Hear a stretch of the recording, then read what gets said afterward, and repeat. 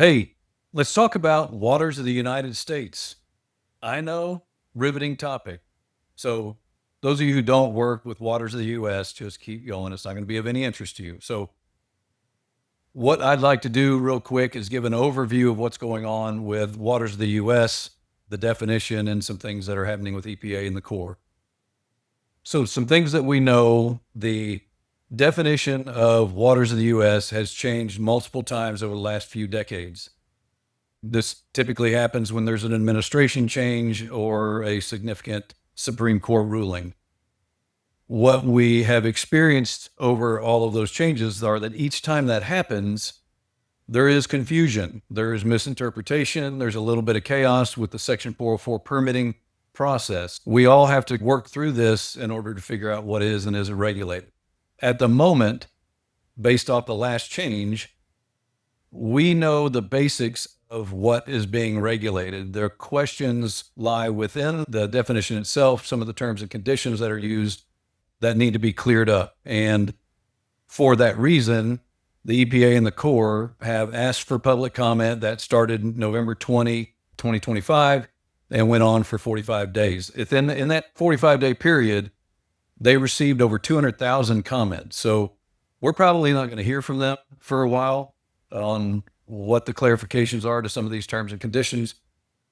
In the meantime, we still have to live our regulatory life and permit projects. So let's talk about an overview of what is regulated under waters of the U.S. Hopefully everybody can agree the number one thing is the ocean. Hopefully we can all agree on that. The bays and estuaries, traditional navigable waters, also called Section 10 waters, perennial and intermittent streams that are relatively permanent, and impoundments of those water bodies. Wetlands that are relatively permanent and have a continuous surface connection with waters of the U.S. Intrastate lakes and ponds that are relatively permanent with a continuous surface connection. Now, a few terms that we'll probably learn more about with the EPA when they come out with their response will be terms like relatively permanent, continuous surface connection, wet season. We'll probably get more clarification on some of those terms. Continuous surface connection is something that there are memos out on currently, and I'll leave a link about the continuous surface connection as well. But just know that continuous surface connection means that it has to be abutting or touching. So if it's a wetland, it has to have a continuous surface connection or be touching other waters of the U.S. It cannot be sitting off in the floodplain or somewhere adjacent. It has to be touching. So that's the list of things, generally speaking, that are regulated. Things that are not regulated would be non-relatively permanent waters, otherwise known as ephemeral. So no ephemeral streams, no erosional features, roadside ditches, no isolated water bodies, no groundwater.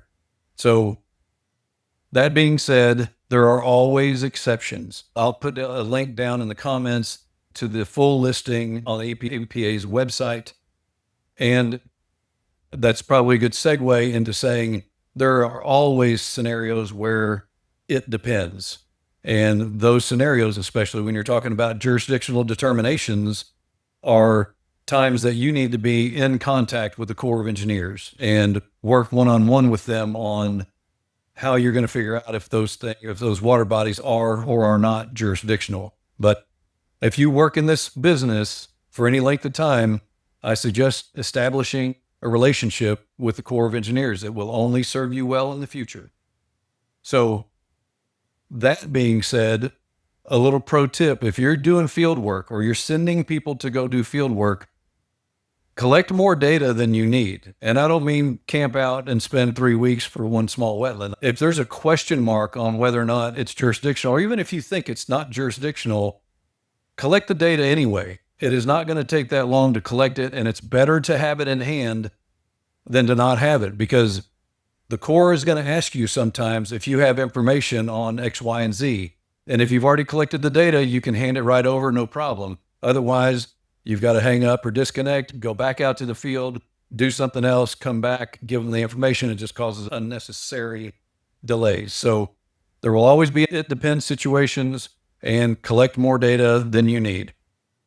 And also keep in mind that the Corps of Engineers and EPA is not the end all be all when it comes to regulatory authorities, meaning that if you're working within a city or a state or a county or a township or whatever, they may have their own regulatory definitions and clearances that you need to obtain for your project. So keep that in mind. You may have multiple levels of permits to obtain. So hopefully that's a quick overview. If you need more information, please contact me. I'll put some stuff in the comments below or some links to some good information below, but we're always here to help. Thank you.